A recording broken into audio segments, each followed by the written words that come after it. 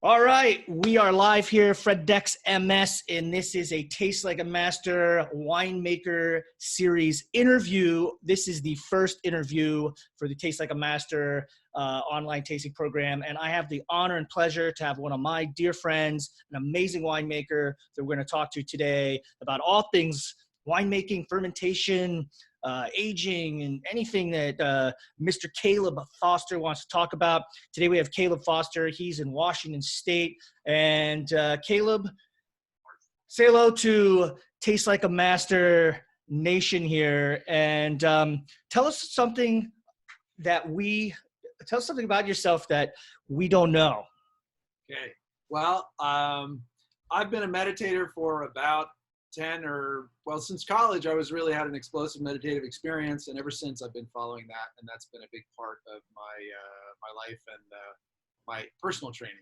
Cool. And meditation is very important to entrepreneurs and people out there doing their own thing. So that's pretty awesome.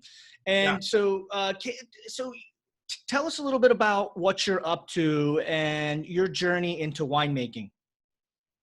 So yeah, it's an interesting journey, and I've been thinking about my backstory for a whole lot of reasons. I've been encouraged to create that backstory, as many of us who are storytellers have. And I realized the other day, being honest with myself on a drive alone in the car, doing my backstory, that I got into wine because I failed at something else. I thought I was going to go into rafting and outdoor education, outdoor training with either Knowles or with Outward Bound. And I got really excited about that, and they didn't accept me. Wow. And I rushed. I was living in Walla Walla, and I thought I was going to go off and work in the outdoor adventure world. And when I didn't get those jobs, I was really hurt, and I was into farm. I was farming a little bit, and I thought, winemaking's cool farming. There are a couple wineries around here. So I rode my bike out to a farm nearby, a winery, and I knocked on the winery door, and I got a one-day-a-week job because the guy liked me. I was young. I was a college guy, and he thought, you're smart enough to sell wine. And I was working one day a week on Saturday, and I didn't know where I was. I had no idea. I was at Woodward Canyon Winery, which was in a year and a half, due to his 10 years of effort, was going to be launched and put on the cover of the Wine Spectator magazine. Wow. And I had my head blown. But I just knocked on the nearest winery door. Wow. And I loved the work. I loved the people. I never looked back. I just burned all the boats, baby. I was like, wow. And I loved Monday mornings. I was like, this is the coolest thing I've ever fallen into. Wow. Really loved myself, and I got very lucky at working for Rick Small in 1991. Wow. And Woodward Canyon, was one of my first introductions to Washington State wine. One of the great wineries in the world. And I remember that Wine Spectator article, and I remember buying those wines from Woodward Canyon, and they put Washington on the map. And that must have been an amazing situation. So what were you doing for Woodward Canyon at that time? And what was your job that got you even more interested in becoming a winemaker? Right. I had the fortune Saturdays of just selling wine in his little shed tasting room. He had a shed that used to be a truck repair shed. He put barrels and tanks in there and made wine. And he had a little wooden table that he covered in a checker gingham tablecloth. And my job was to pour the wines that he made in the tank room, and with a little metal cash box, take money and checks. Wow. There was no, we didn't even do Visa. Yeah. We had to figure out how to do Visa. Yeah. And I sold wine, and we just took everybody's check. It was fun. Yeah. And as he put it, he's like, if you're going to come in here in a shack in Loudon, Washington, and buy a $300 case of Cabernet, you probably don't bounce checks. Yeah. Yeah, it was a good point. So he took everybody's money, and the checks was cleared, and that was my job on Saturdays, was just pouring and selling wine. I could do that. I was a college grad. But what he had me do was wash this tank, help here, clean this. Can you do these barrels? Can you do these chores? Can you mow the backyard? And I got to be around him. He was an incredibly positive guy in the midst of his momentum of great success. And I got to see a wildly successful new winemaker do an amazing job. And he was a farmer, and he had so many strengths that I wasn't brought up with. And I was just blown away. And every day was an adventure for me. So. And circa what year are we talking about here? Circa 1991. Yeah. The summer of 1991 was when I started, and my first harvest was I stayed that whole year. It was part-time. I became full-time in the winter, bottling wines and washing barrels and taking care of things. The first wine I bottled was the Charbonneau red wine, the Charbonneau 1989. And I just remember putting empty bottles in the cooler and the smell of the red wine coming out of the little vent up into my nose all day. And I was like, well, that smells good. Little did I know, it was awesome. Yeah. Well, Charbonneau is a fruity, easy, soft, little spicy variety. Charbonneau was a name for the woman Charbonneau who was named, who was the Okay. wife, who was the wife of Lewis or Clark. I can't remember. And so her name got attached to a farm, and we made a Cabernet and Merlot blend. And it was his luxury Bordeaux red wine. It was one of the lead. It was the wine that was one of the leading wines of that year, and when he was a wine spectator winemaker of the year. That's right. I was thinking of the variety Charbonneau. That's funny. So Rick Small, can you talk a little bit about him, and we'll talk about mentors. And you've had many mentors over the year, but Rick obviously is Rick, Bob Betts, Mike Janik, the Leonettis in Washington. Those are the kind of the icons. But talk a little bit about what Rick taught you and some of the other mentors that you've had over the years and inspirations in winemaking. Sure. I was an introvert and Rick Small was an extrovert, and he was a high performing extrovert. So that's an immediate difference, and wow, I'm very magnetic to me because I needed to become extroverted in a very good way. And he was a high performing extrovert. So that was magnetic. I was also an intellectual growing up in an academic family and just finished college, and kind of a lazy academic. I would get up as late as possible and do as little work as I could to get the best grade. He was the opposite. He was a get up in the morning farmer, got heaps of work done. His chores were about getting things physically done. And so that was magnetic to me as well. He was attracted to my pursuit of intelligence and learning. And so we had this interesting magnetism around our characters. And then I was able to learn his methods of successfully getting up and pursuing excellence. He believed he could make excellent wine. He was told that by the market. By the time I arrived, he was told that by the market. He was one of the great leaders in the state. He made great wines. And he was being told, your wines are as good as things from Bordeaux, from Grand Cru Bordeaux. And and it was like, wow. And I'm like, okay, yeah, well, whatever. I knew nothing about wine, but I'm like, it's easy to believe that. Yeah. And that's what blew me away, and why resting on the story of the Wine Spectator's Top 100, what it did for me was I was going to work in a farm shed from a very clearly a successful businessman who was doing really well and was always finding a way through. There would be problems. Fruit would be moldy, or fruit would be underripe, or there would be these problems or that problems. He always found a way. He always knew there is a way to make value in this situation. Yeah. He would fix social problems. He would be a leader and come up with new ideas. When there was a roadblock, he would either be patient or he would just pursue a way around it in a way that was a win-win for most parties. And that was really informative. And so I remember coming to work that day and seeing the wine. We always pursued the Wine Spectator and getting scores and all that. But then to see, he didn't let on that he had been photographed and interviewed the month before to be on the cover. He didn't let on. Yeah. I didn't know. I thought Harvey Steinman was just visiting for a big visit, and we were going to get a nice cover about one of our wines. Yeah. And when he got it, Rick was almost overwhelmed and quiet. I remember holding that magazine up in front of my face, standing in the driveway, looking at this tin shed of a shack, and just looking up and looking down at the magazine and being like, I go to work here every day? I just was blown away. Yeah. There was this massive validation. Yeah. You're like, look, Mom, I'm real. This is real. You know? Whoa. And the second runner-up was Jean-Marcel Cazet from Chateau Lynch-Bages. Oh, wow. He was the other guy who might have been winemaker of the year that year. Yeah. That kind of validation was like, dude, not only do I love my work, but I really need to take care. Yeah. Because I've been working on really amazing product, and little do I know, because my wine world was a few events in Seattle and one in New York where Daniel Jonas had us at the Sea Star restaurant, which is on the ice skating rink. The ice skating in Rockefeller Center. Thank you. Yeah. Yeah. And yeah. I remember going down the spiral staircase. Rick sent me because he was double booked. He's like, okay, just go be yourself. You'll be fine.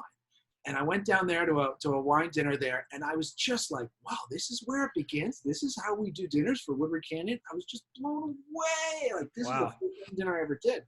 It was staggering. And so and in Washington State at this time, there's how many wineries? 20, 30, or, in you know, Walla in the Walla, early 90s? yeah, I think around 80. In Walla Walla, there were 8. And then Yeah. a year after I joined, there were 7 because one had to close. Wow. I mean, we were down to 7 wineries in 1992. And now there's what, 700 or Walla Walla alone, there's 150. wow. In And 20 years, 25 years. Yeah. the 1,000 licensed wineries in Washington today. Wow. So after Woodward Canyon, what happened with you then? Where did you go off to? You eventually started your own business, and you're still doing your entrepreneurial things. And so what was next after Woodward Canyon? You had this validation.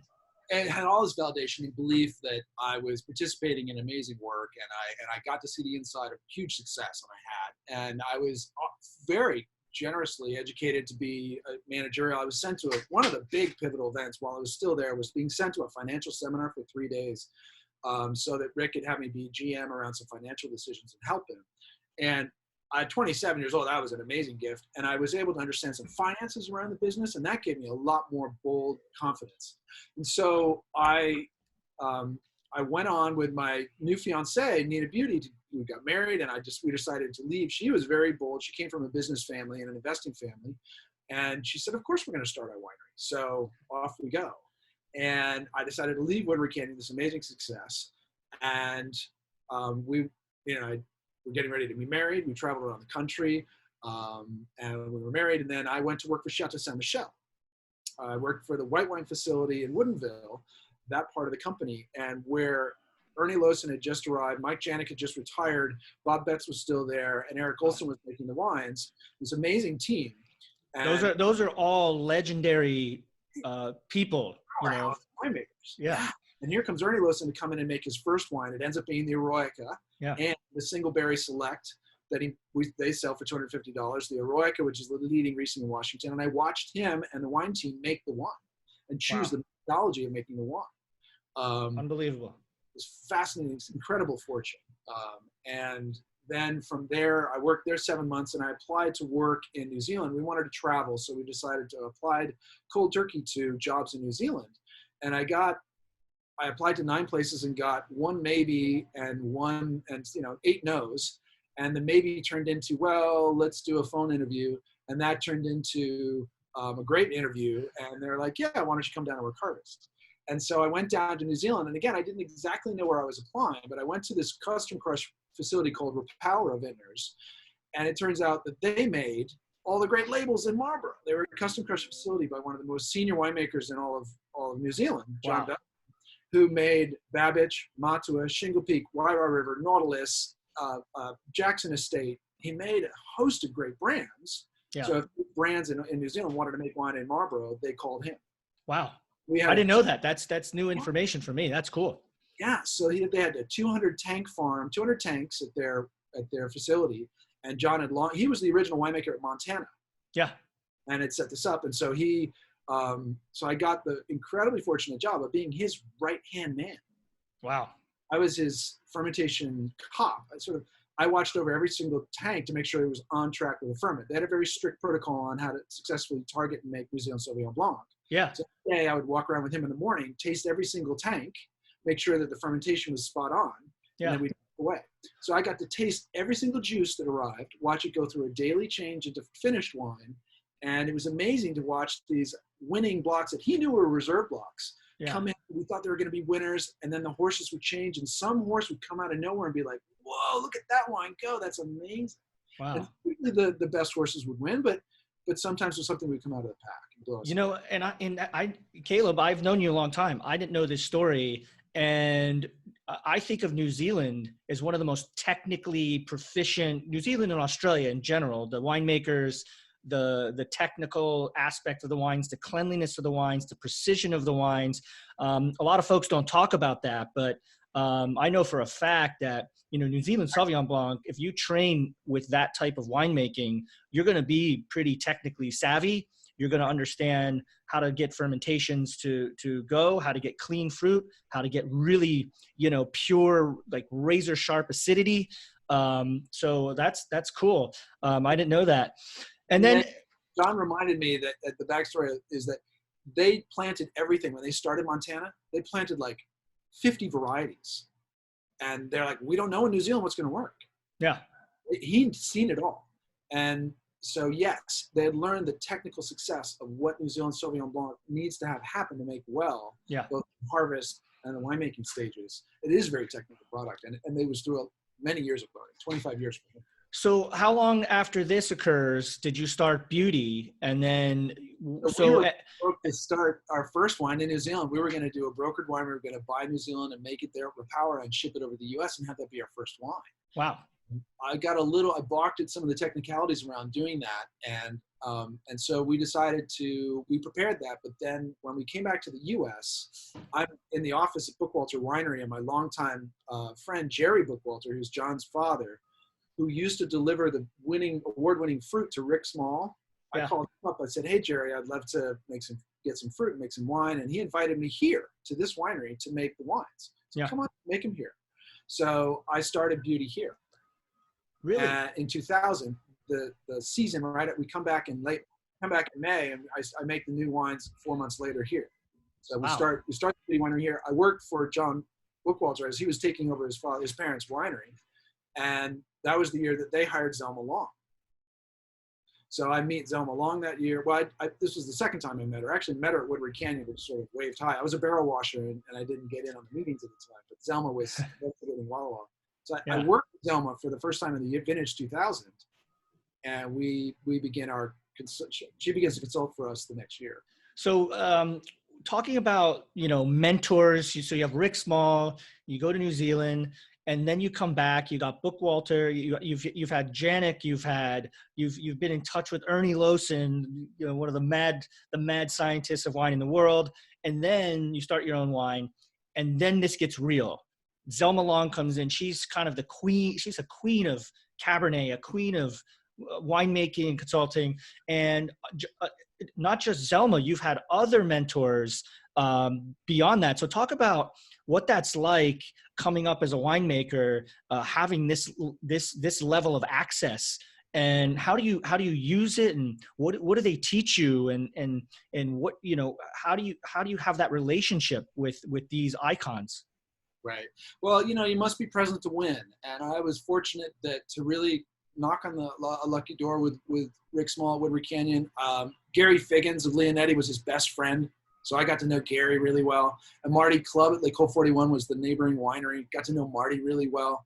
So I knew a lot of the movers and shakers. And when I got to be at Saint Michel, I got to know Bob Betts and Janik and all those key people. And then Zelma Long gave me credit for all the work I'd done before and just the places I'd been. And then the work that I executed with Bookwalter in year 2000, she and John were like, wow, John, you got just the right guy. He knows exactly how to execute the guidance that I'm going to give you, because John admitted he was brand new to this execution of winemaking. Mm-hmm. So when I asked Zelma Long, to consult, I said, I can't afford you. I mean, I know I can't. We just got $20,000. We're going to try to start a winery at $20,000 and buy barrels and wine and juice and glass and labels. I'm like, that's all. Like, it's not going to be there. I don't know how I can pay you. Yeah, that's nothing. I don't have anything to sell yet. I can't. I don't have cash flow. I'm going to spend 18 months spending money. And so what am I going to do? And she said, I'd be really interested nonetheless. And she didn't work for free. We figured out how to get some money, but it was that kind of trust in the a little bit of execution goes a long way in being present to win. So proximity is power. Yeah. And then we did need to execute, right? When we were consulted we needed to show her, we believe and we will do what you say. Yeah.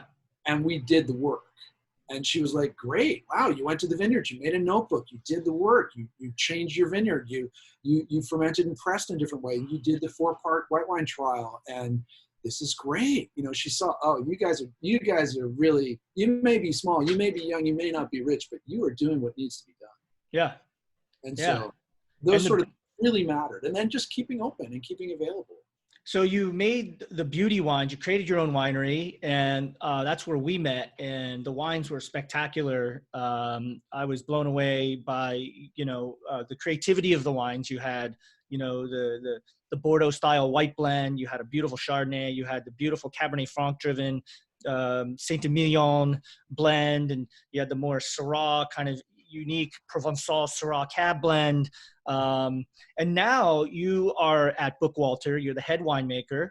You're doing your own thing too. So talk a little bit about what you're currently doing with Bookwalter, and also a little bit about, Gunpowder Creek and the music label wines. Cool. Talk about that. Yeah, so back at Bookwalter, because I know the vineyards that we're sourcing from, I know the mission, and John and I know one another's success. Yeah. So it's an easy way to pair up and see that we were going to work together well.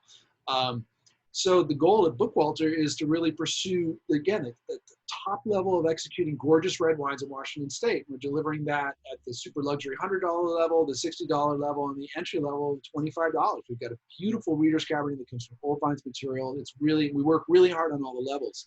Yeah. So we continue to follow all the guidance that we've gotten from Zelma Long, Claude Gros that John brought over, who John had consult over to him from France for 4 years, and Claude Gros and I dovetailed in my first year and Claude's last with Bookwalter. So he has an enormous amount of learning about vineyards and vine health and a driving character in wine. So it's a compliment to Zelma and Phil Freese's education for us.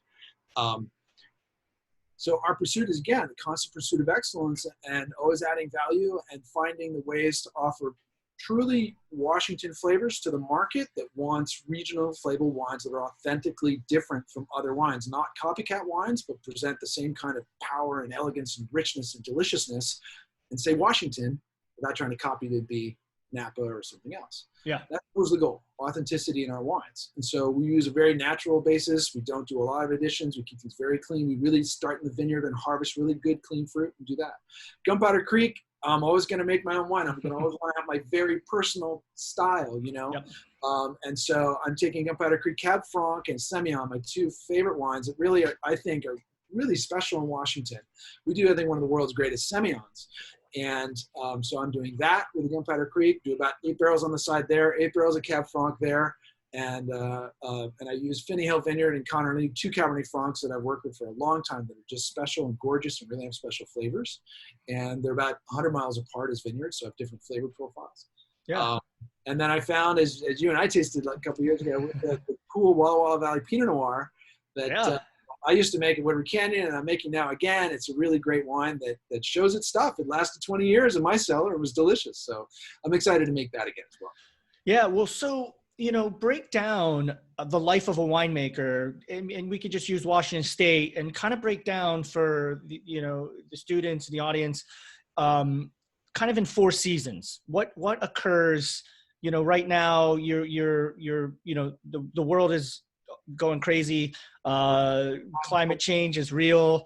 I was wondering about the plants, flowering and budding early, but right now you're kind of in that spring period. But start from now. We're in March now, and kind of just take us through the day in a life over a year, if you can do it, of a winemaker in Washington State, and what that entails. Because you're very close to the vineyards. I've seen you in the vineyards. You're very meticulous with the way it's not just about being in the cellar. It's not just about you're in the vineyards, you're in the cellar, you're with your team, and you're on the road selling and being, front forward. Yeah. And that's the life of as you just put it, that's the life of a small winery business owner. It's more of a piece you're doing it all, whereas at larger scales, you become compartmentalized because there's so much to do in each compartment. So you might be a winemaker, you might just be a viticulturist, you might just be in sales. But if you get up to the 50,000 case level, John's a CEO running finance and business and sales mainly. I'm mainly in production and tying that into the vineyard. So we are compartmentalized, but say when I was at Beauty, I had to do it all. I had to do finance and design and marketing and sales and production. So seasonally, what we're doing now in the spring, it's first days of spring in 2020. And what we're doing is we're looking at bud break. We're looking at the beginning. So in terms of the growing, there are 2 levels. There's the growing and the winemaking. And on the growing side, there's the major 2 cycles, step A and step B. And step A is from bud break to flowering, and step B is from flowering to harvest. And the flowering to harvest is built genetically so that every variety around the world, Chardonnay is going to ripen in about 90 to 95 days in a good year, in a normal year. It's just where it is, whether it's Burgundy or Walla Walla or Conde, it doesn't, or Napa. Yeah. That's the ripening of Chardonnay because it's genetically built in the grape. And that was fascinating to learn from Zelma. Cabernet is 110 days to 125. 125 is not better, as Claude said. 110 is the ideal classic best vintages in Bordeaux. They ripen in 110 days. So you know when you flower where you're going to be at harvest. You can pencil it in on your calendar unless things go wrong. Yeah. It could be too much heat, too much rain. That can cause problems. But the spring, we don't know. That's elastic, as Phil Freeze pointed out. You can have a long spring, you can have a short spring to flowering. Yeah. So we still know some guides. So what am I doing? I'm out in the vineyard. I'm making sure that we don't have frost, that the shape of the vines look good.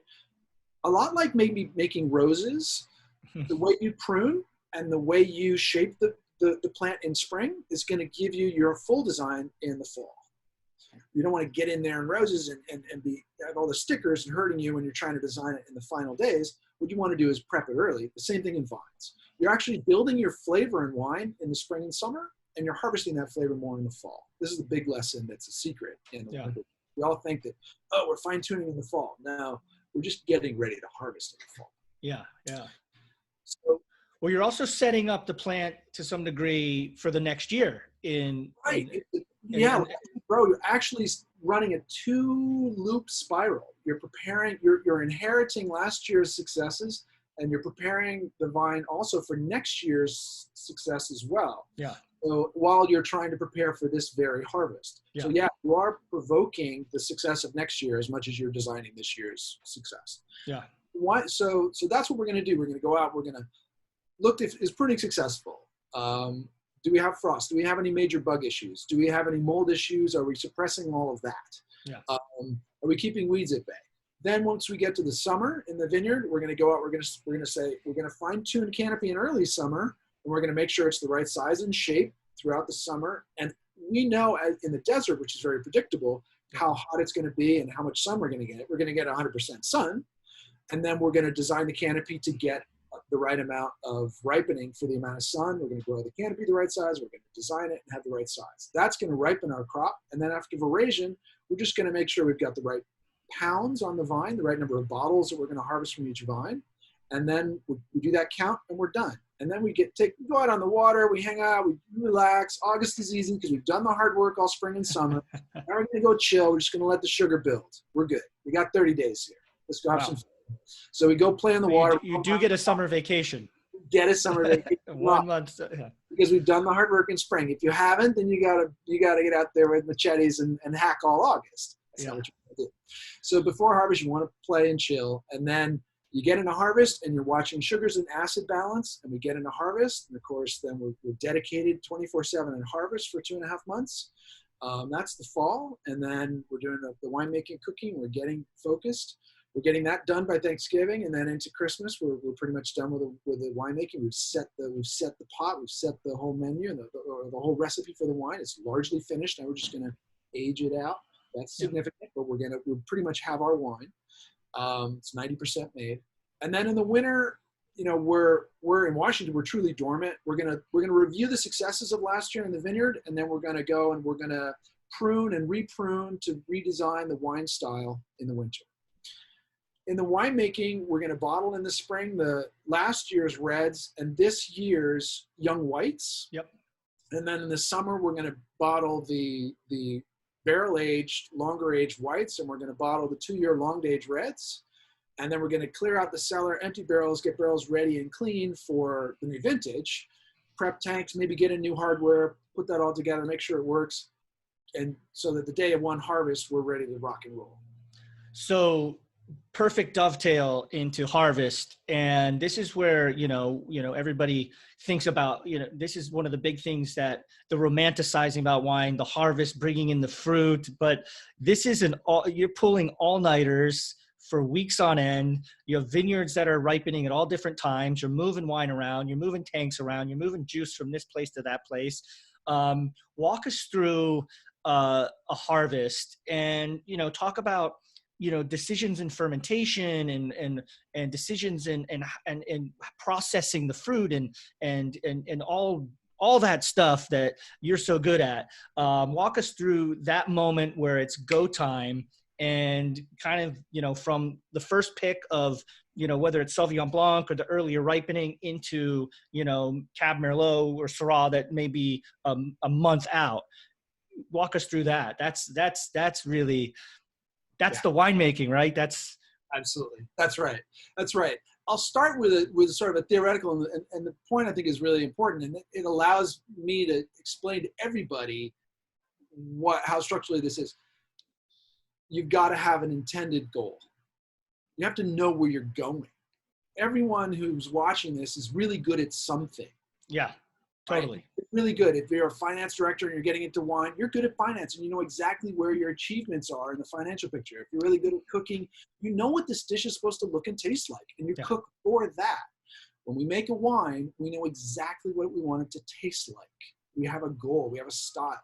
So to get there, we then can reverse engineer the wine to get to harvest. And I've been reverse engineering the vintage to get to harvest as well. Yeah.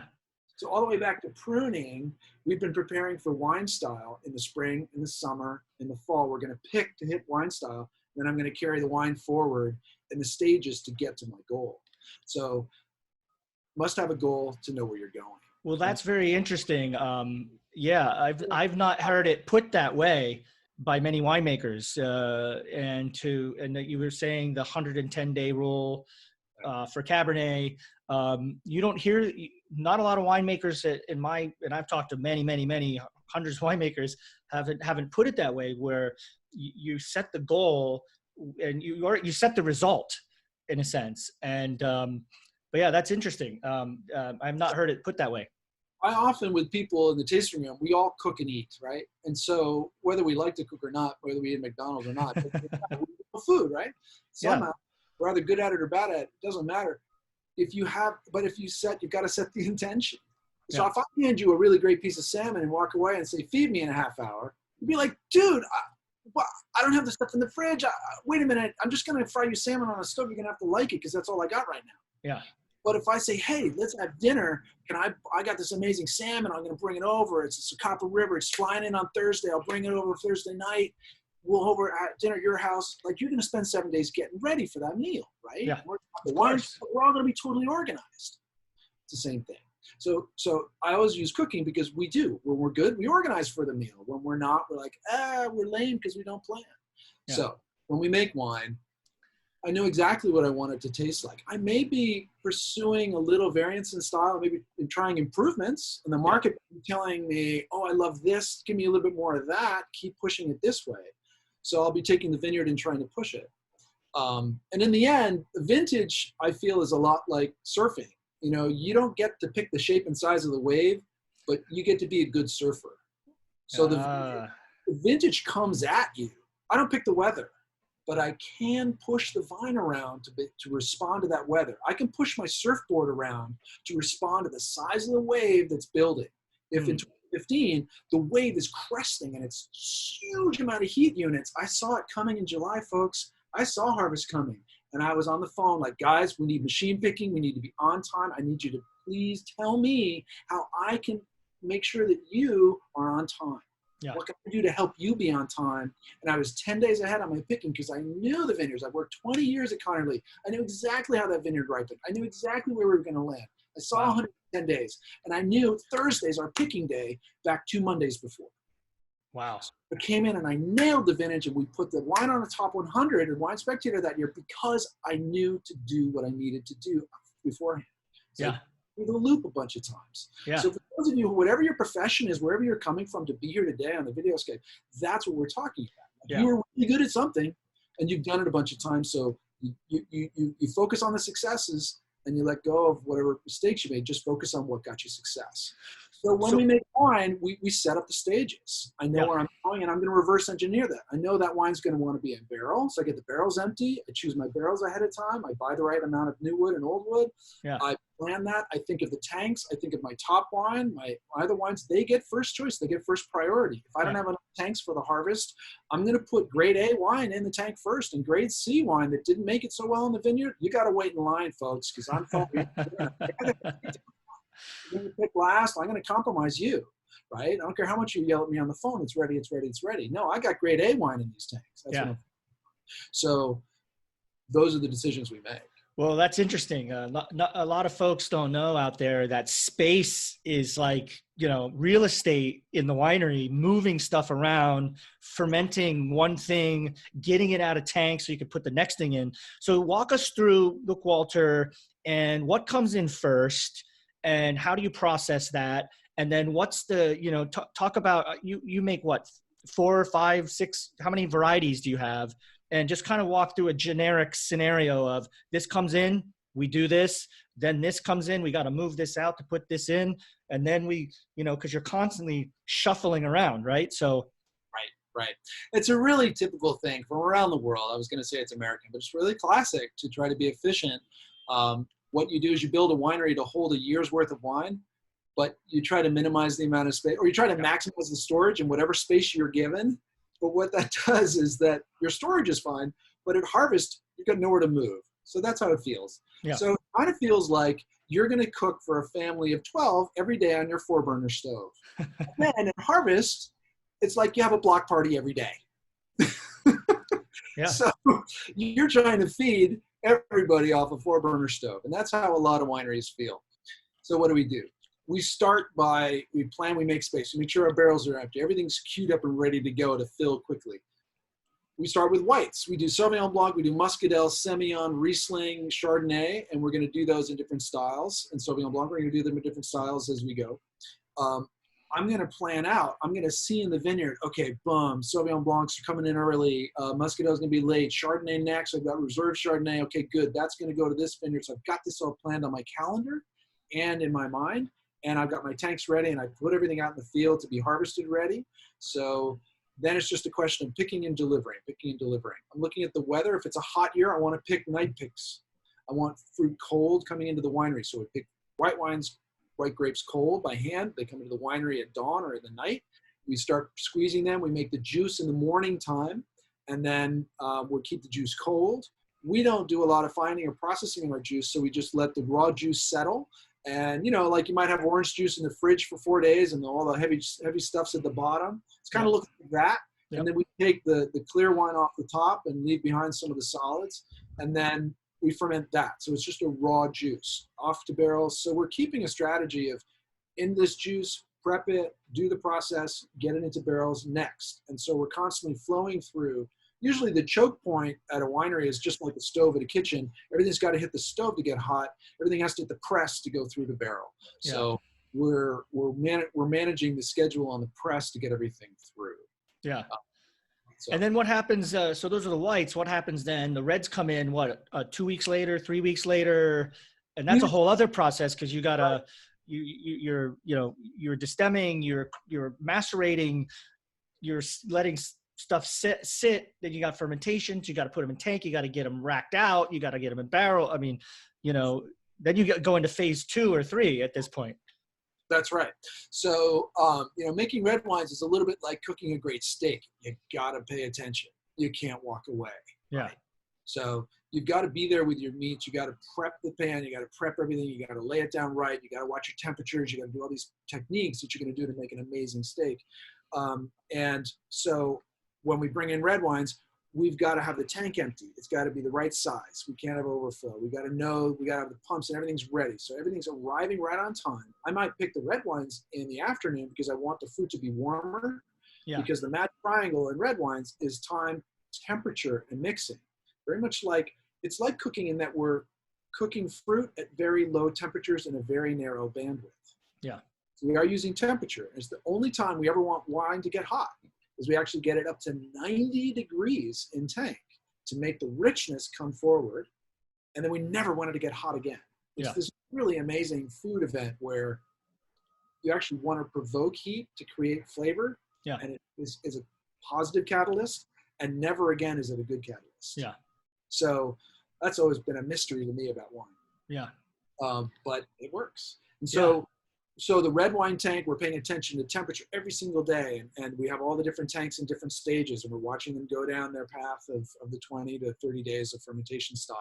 Yeah. We're mixing them accordingly. And so to get all the extraction and flavor out every day. Every morning, we test our red wines for, we taste them. Yep. We test them for how likable they are. And then we also test them for the amount of color and tannin. Yeah. And there are tools that now measure color and tannin, which humans are able to perceive like, oh, there's a lot, but we can't tell the real depth. It's like looking into a well or looking into the ocean. Wow, that's kind of a big lake, but we really don't know the depth with our eyes. Yeah. So there are now tools where we can plumb the depth of color in wine, and we can plumb the depth of tannin. And when we know those two numbers, we now know technically that we're building a bigger and greater wine. Wow. Because two wines could look equally dark, but one could be twice as full of color as the other and look equally as dark to our eyes. Interesting. So those are just some technical things. So we're doing some key measures to watch the key structure of wine, and then always looking at likability. Yeah. There's a difference between science and aesthetics. They're two different worlds. Yeah. And I keep mindful of the fact that the two worlds need to be given full respect between science and aesthetics. Yeah. You can have a technically correct wine that's very boring. I know you've had a lot of them.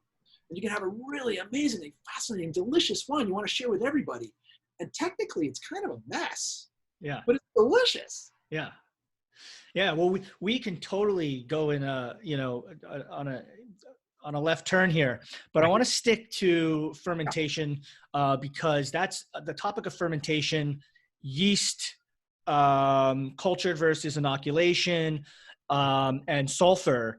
And I know you have very strong, not opinions, but you work in a very particular way, I would say, right? And a lot of there's a lot of, I wouldn't say misinformation, but just not a lot of knowledge for people learning about wine, about fermentation, inoculation versus native yeast, and then the addition of sulfur and nutrients and things like that. And we've discussed this at length.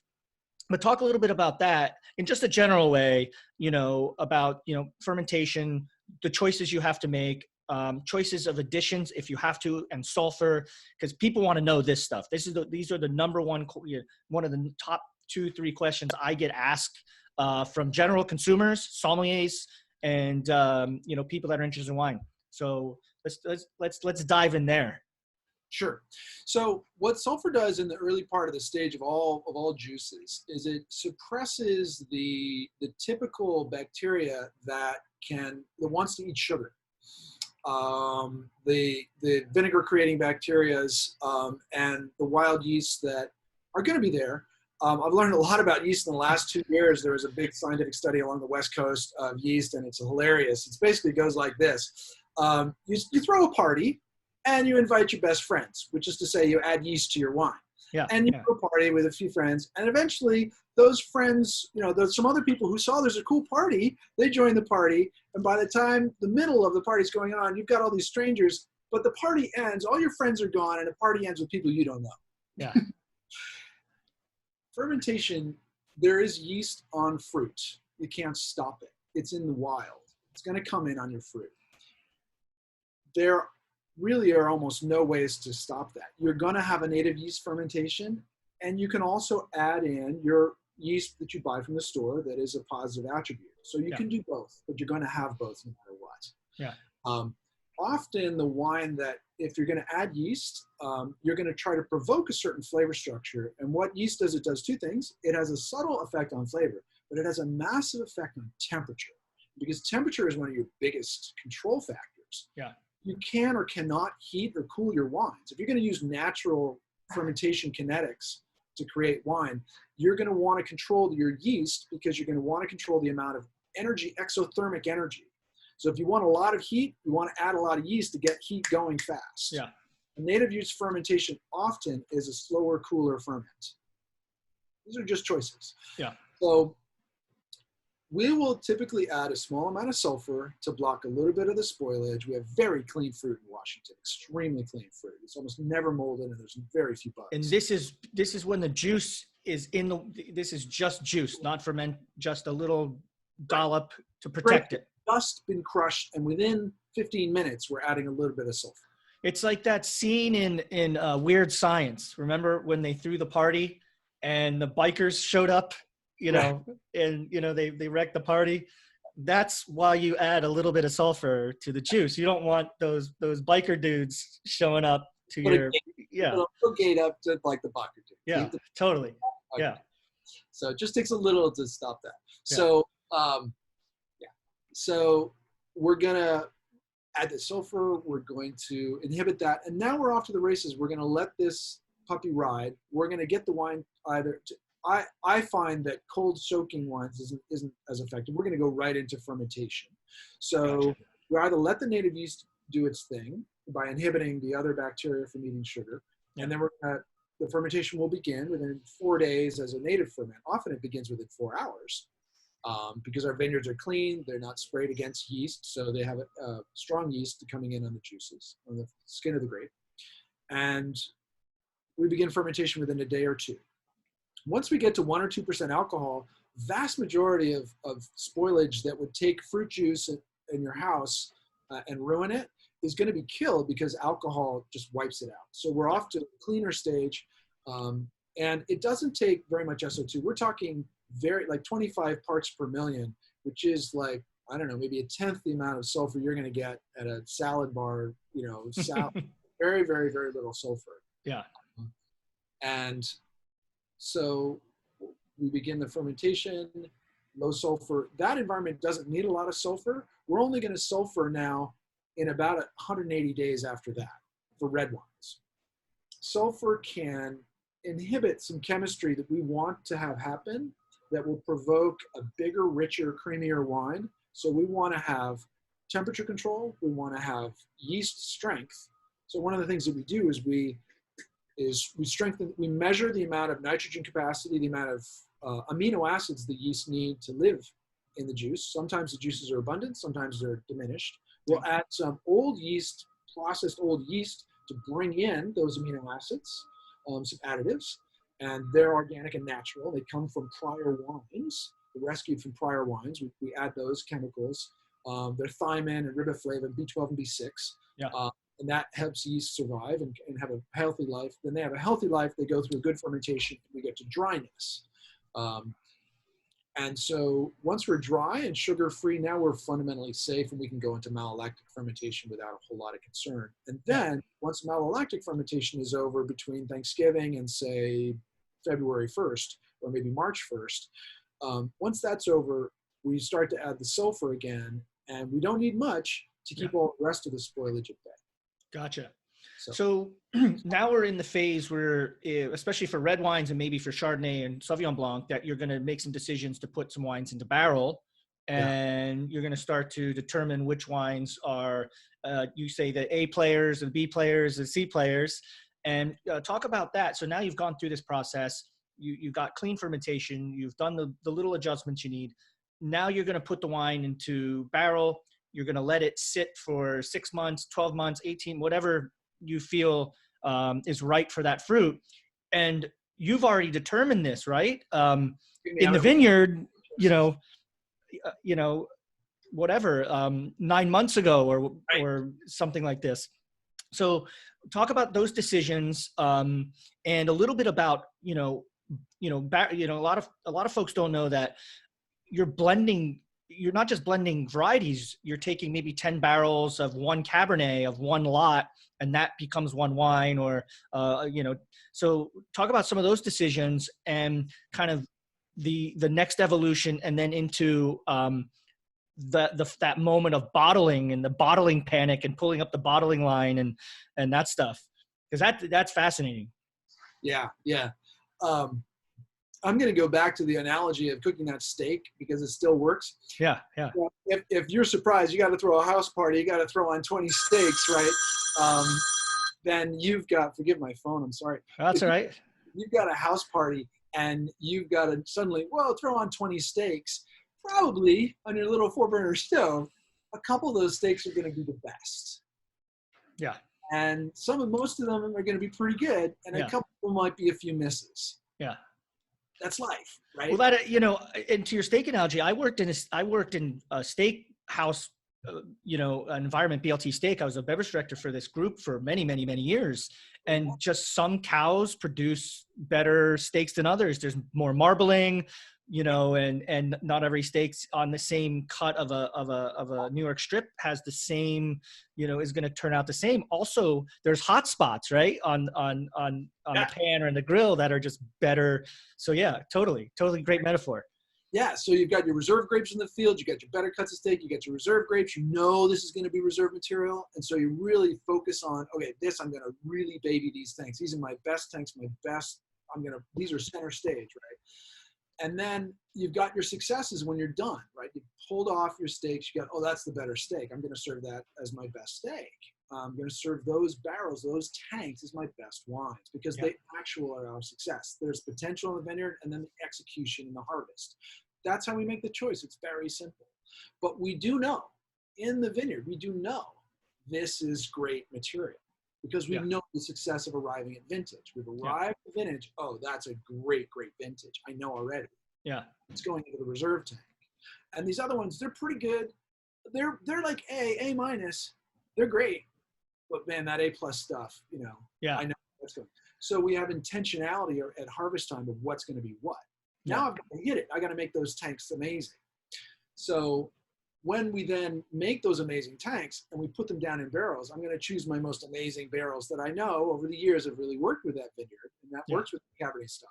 And then I can go back and confidently go into the cellar and search out those 10, 20 barrels and be like, let's go get them. Yeah. Let's go find the reserve.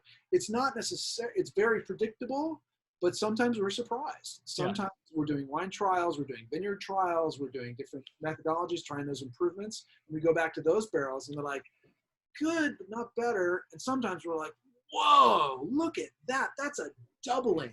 And we're just like, wow, we found the new reserve.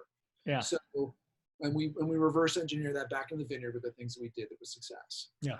So that's a lot of the same drivers. I think a lot of people can understand the analogy of cooking, that you just have excellent dishes. And then as winemakers, unlike at home, we're going to write down every stage that we were doing. So we go back to our notes, like, we did this in the vineyard. We harvested on this day. We processed it this way. We put it in this. We kept it at this temperature. We used these yeasts.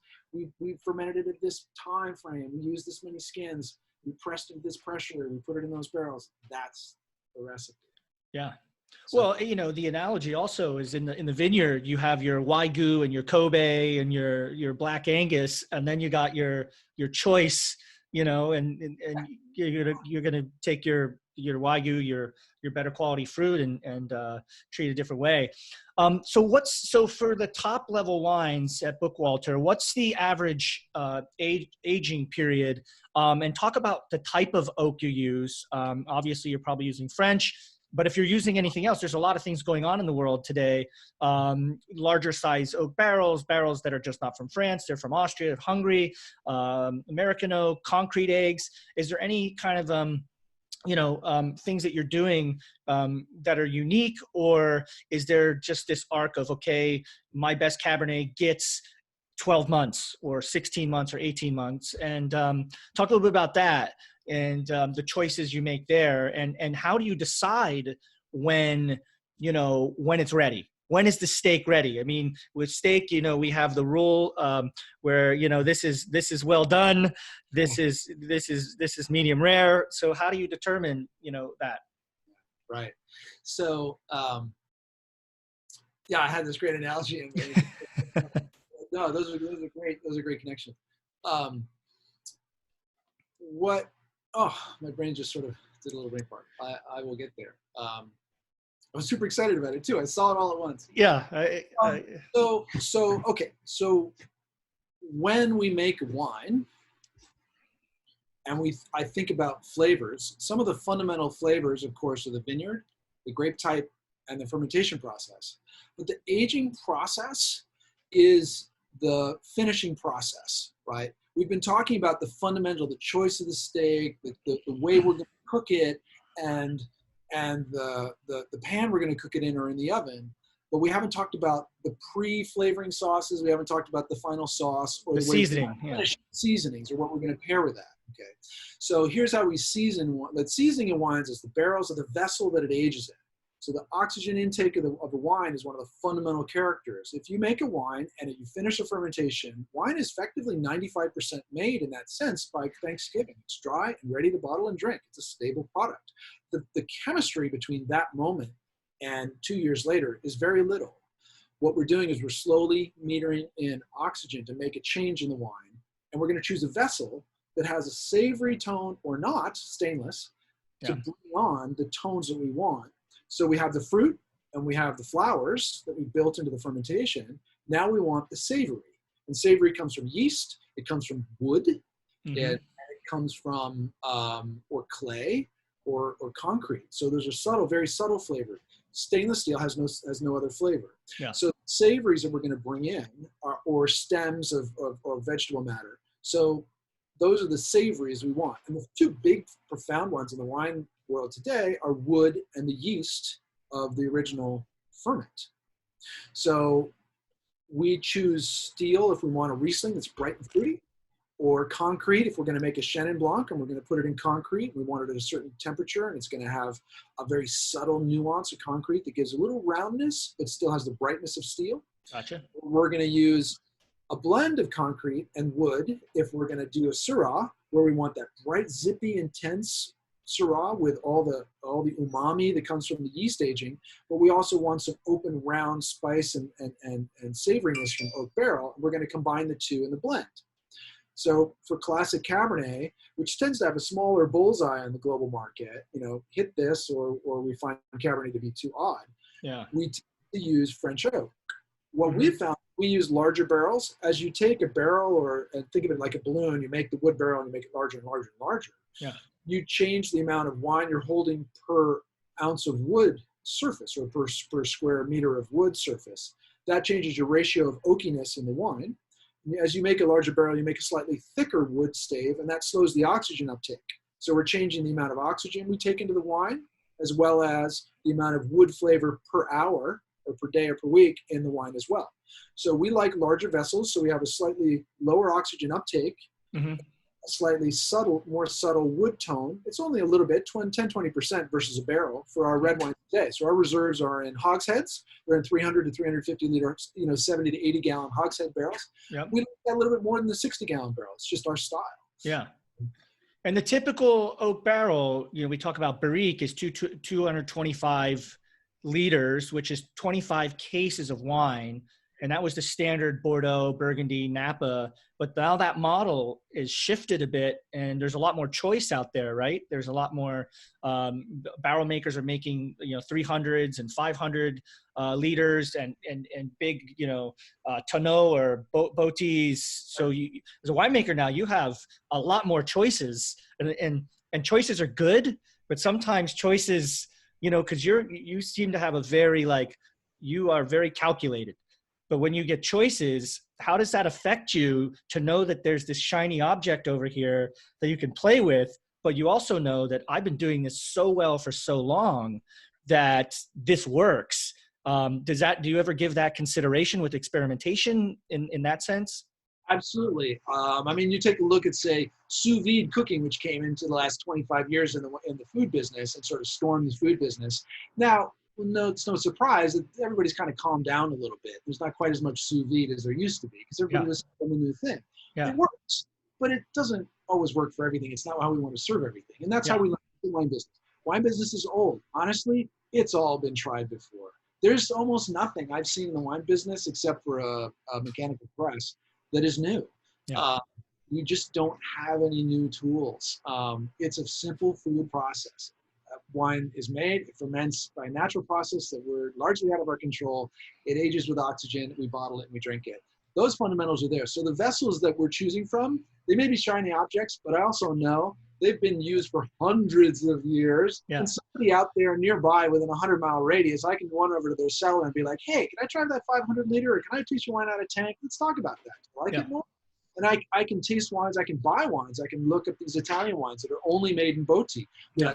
Taste wine from Botti. Or if I want to taste a Chardonnay in concrete, let's go get a Grand Cru Chablis. That's made in concrete the whole time. Yeah. Or something stainless. I know, here's a Chardonnay in stainless that I love. There's a Chardonnay in concrete or a Grenache in concrete from the Southern Rhone. Or, I just go do my research. I find out, That's what, Grenache tastes like out of concrete. That's what Grenache tastes like out of wood. Yeah. So it's been done before, and then I just do those trials in the market, and I say, oh yeah, no, I kind of like Grenache with no wood on it. That's really cool. And I make a style change. I just make a different offer. Yeah. So you got to do the backside research in your business. But that's how I'll do it first. Yeah. So let's talk about the final stage, and then we're going to talk a little bit about, your project, and we'll finish up here. But the final stage, so just as you have harvest coming in and the craziness, the all-nighters, just, and moving stuff around, and then you have your fermentations and then moving stuff around, and then you got your aging and moving stuff around, then you got to determine when to bottle. So are you bottling all year round? Because obviously Sauvignon Blanc, if you're doing a stainless steel Sauvignon Blanc that doesn't require a lot of aging, you got to rack it off and just get it cleaned up and put it, you're bottling that. But then 18 months later, you got your Cabernet, your Prestige, your Icon wine that needs to be, so you're constantly bottling. Talk about the decision of bottling and kind of how you organize that, because you're extremely organized. So you must have your calendar dated. This date, Sauvignon Blanc's getting bottled. This date, the barrel aged Chardonnay is getting bottled. This date, this blend is getting bottled. How do you determine that? So I'll tell you, but again, back to cooking analogy, it's the exact same way you saw your kitchens at all the great restaurants you work at serve off a multivariate menu and serve every customer when they walked in on time with impeccable food. We hope. Right. We chef. And you arrived with the most amazing wine because you had a plan to match the menu. So it's true. Right? Because you saw ahead, you knew exactly how long it would take to serve that, how long it would take to chill the wine or prepare the wine, how long the wine would warm up at table. All that's in your head. You're planning ahead. When I was that young, eager sommelier, yes, I could handle 15, 20 tables to do that. Yeah. So yeah, cool analogy. So the same analogy of, wow, you walk into a restaurant, it's so seamless and every meal is amazing. At a place like BLT Steak, the same thing with a winery. I know at harvest, okay, we're going to bottle here. Here's when the wines are ready. We're priming and getting ready. I see next year. So yes, red wines are slow moving trains, but they arrive with a lot of momentum. If you miss that, they're going to go right across that dock and they're going to go out and they're going to be late. You don't want to be late. Wine style, the other analogy to crash all the metaphors together is a little bit like taking a picture. Okay, so if I bottle when I'm like, oh, there you are, that's just how I want you to be. You're beautiful right there. I want to pick that up, put it in glass, because when we put it in glass under a cork or under a screw cap, it doesn't change near very much at all. It goes into the long-term, much slower long tail of aging. It ages, as we know, but that's very predictable, and we pretty much halt the oxygen uptake. That's what we're trying to do. We're trying to say, okay, stop oxygen. Yeah. Go into glass and just sit there. So and bottling is about oxygen management and sulfur management to grab the amount of oxygen that is in the wine and command it into a balanced relationship. Yeah. And that's really what sulfur only should be used for in the bottle, is just commanding oxygen for the long haul. So we find we don't need to use much because we command oxygen during the aging period, that we don't need to worry about it in the bottling as much because we're under command when we arrive at bottling. But that's how we choose aging. It's style. We know we like our Cabernet at this age because we like the balance of fruity and savory. Wines get less fruity with age and more savory with age. So you take a 5-year Crianza and you have a very different savory wine. Those wines are never tutti frutti, bouncy baby fruit wines. They just aren't. They don't. At 5 years old, that fruit is shifted. It's still there in the best ones, but all that savory is why we love those 5-year aged Spanish wines. Yeah. Because we're looking for savory when we go and open them up.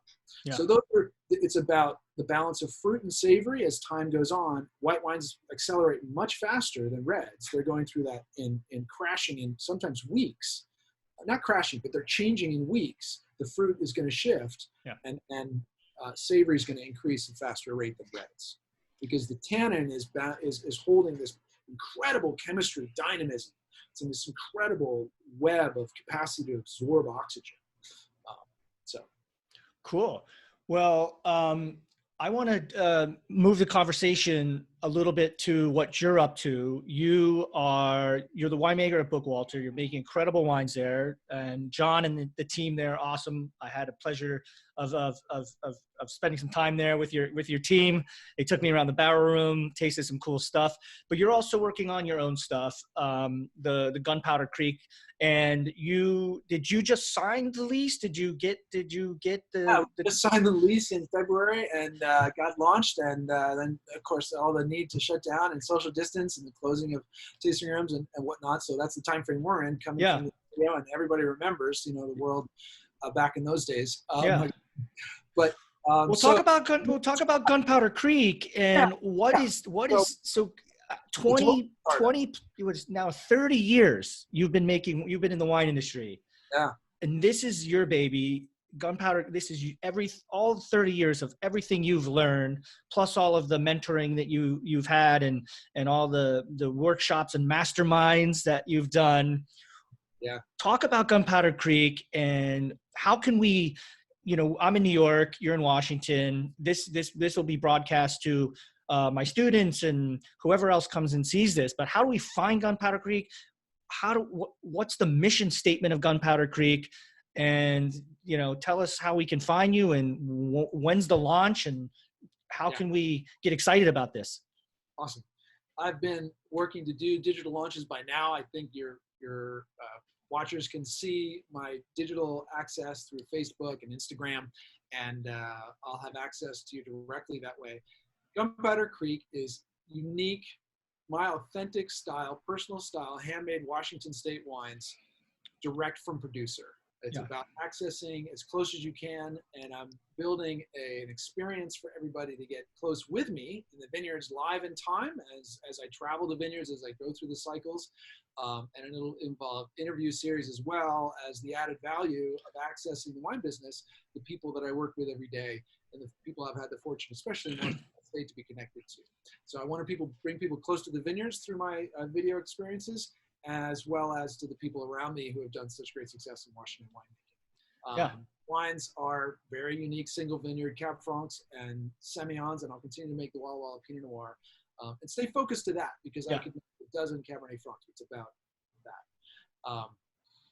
I started at Woodbury Canyon when he made 200 barrels, and I saw the incredible success of a model of a solopreneur, of a guy who just figured it out. And I've seen a lot of winemakers from France to South Africa and back. That's a very similar model around the world to come up with a really unique character, know your landscape, know the flavors it can create, have beautiful potential, execute really well, and then offer this really special food, the special wine. That's the goal. Gunpowder Creek. So you're making Semillon, Cabernet Franc, and a Walla Walla Pinot Noir. Walla Walla, from this really unique, cool spot in the Walla Walla River. And do you have an online store yet set up? Can we recommend to buy from you online? What's the minimum amount of bottles? Minimum purchase order? Is there anything? I've got a special founders deal for you and your listeners to be part of the Founders Club. Okay. Is otherwise closed and is a really special access to a whole host of things. It's basically access to my entire suite of experiences and connections. And I want to offer that to everybody who's listening today as a special way to get close and stay close to Washington State and explore the world as we can get you, and when you can, and fly out and you'll see and spend time with me personally. But the special gateway access here to Gunpowder Creek. Got one. Well, this conversation today, one of the things I love about you, Caleb, as a winemaker is you're absolutely meticulous and thorough. You are in Washington State, but you could be anywhere in the world and you'd still be doing this same thing. It's, you should be out there more in the world, consulting and doing other stuff in other places. But so in the social media world, on Facebook, you're Gunpowder Creek, or do we follow Caleb Foster, or both? Instagram, Gunpowder Creek. Gunpowder Creek Winery at both, at Facebook and Instagram. And Gunpowder Creek Winery. Yes, Gunpowder Creek Winery. Yes. Gotcha. And you'll find me out there at Caleb's Wines as well. Cool. some of the other video series and the other experiences. Yeah. So, this has been an awesome interview, and, we have a lot to talk about. We have a lot more to talk about, and we could talk all day. But if there was one thing that you could tell, a burgeoning wine professional, someone that wants, maybe not a winemaker per se, but someone that wants to become a sommelier or work as a wine salesperson, or maybe someone that wants to be a winemaker, what is some advice that you could give from your experience? Because you've done it all. You've been in the dirt, you've been on a plane, you've been in the shittiest retail store, trying to hawk your juice to whoever would listen. What's a couple pieces of parting advice that you could give to someone that really is hungry and wants to get in this game? Yeah. I really want to stay on the positive side, and that is that this is a people business. We think of it as a product and whatnot, but successful farms are run because they're run by successful people. And this is same thing with restaurants, and the same thing with wineries. Follow the people. Yeah. And enjoy the human side of this, and you will find the best reward in the wine business, no matter how you touch it. Stay connected, reach out, do what you're doing now, and just keep your growth, and you'll find that the funnest pathway is through sharing with people and staying on the sunny side of the street. Yeah. Well, I want to thank you, man. You've been not only a friend, you've been a mentor, and I hope our relationship keeps growing. And I want to wish you the greatest of success with Gunpowder Creek. I'm going to actually jump on and get a couple bottles. If you don't mind, I'm going to jump on and grab some bottles. It's been a while since we've tasted together. During the blizzard last year, I spent with Caleb, for those of you out there, we were snowed in essentially for 2 days in Walla Walla. It was amazing. We got to spend a lot of time together, go to the vineyards. But Caleb, I want to thank you, and your journey is incredible. And I look forward to seeing Gunpowder Creek Winery and what you're up to. And I want to thank you for taking the time to talk about your knowledge. Being, this is essentially a mastermind. I think anybody that's getting into wine, listening to you talk is, this is, you're talking at an extremely high level, but also it's very elementary at the same time to understand winemaking, the process a winemaker goes through, the day in the life of a winemaker, all the stuff that you've done in your life. So let's continue this conversation, and I really appreciate you being on. Thank you. Taste Like a Master students. Go check out Caleb, check out Bookwalter, check out Gunpowder Creek Winery. Shoot him some questions. He's got some great answers. Sometimes we're afraid to ask questions, or we get nervous, but one of the things that's great is sharing the knowledge, sharing the friendship, being a community, especially in these times. Caleb, I want to thank you, my brother, and we're going to rock on. We're going to be tasting like masters, and I'll catch you on the flip side, brother. Catch you on the flip side. I'm honored. Thank you. Cheers, man. Cheers. Thanks. Thanks, Fred.